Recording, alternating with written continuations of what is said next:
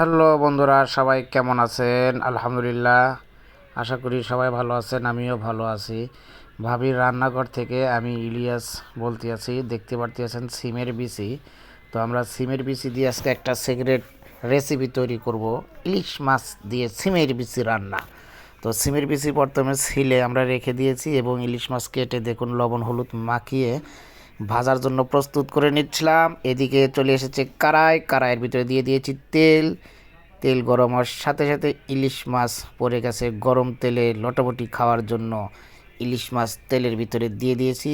এক পিঠ ভালো করে ভেজে আর এক পিঠ উল্টিয়ে এই যে আমাদের ইলিশ মাছ ভাজা শেষ, এখন আমরা নামিয়ে নিব। তো বন্ধুরা দেখতে থাকুন।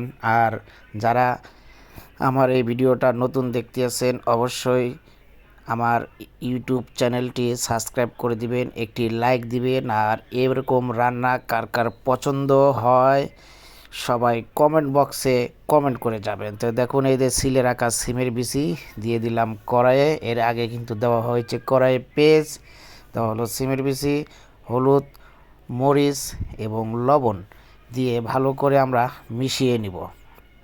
তো এই যে খুন্তি দিয়ে মিশিয়ে নেওয়া হচ্ছে, ভালো করে কষিয়ে নিব। এই যে কষানো প্রায় শেষের দিকে। তো ভালো করে কষিয়ে আমরা কিন্তু এটা একটু ঝোল করব, যার জন্য এখন আমরা কিছু পানি দিব। তো এই যে দেখুন পানি দেওয়া শেষ করে বলক ওঠার সাথে সাথেই আমরা ইলিশ মাছ ভেজে রাখা মাছটি দিয়ে দিব। এখন তরকারির শেষের দিকে আমরা এই যে তরকারি কিন্তু বলক উঠে গেছে বন্ধুরা, তরকারি শেষ, এখন আমরা নামিয়ে নিব।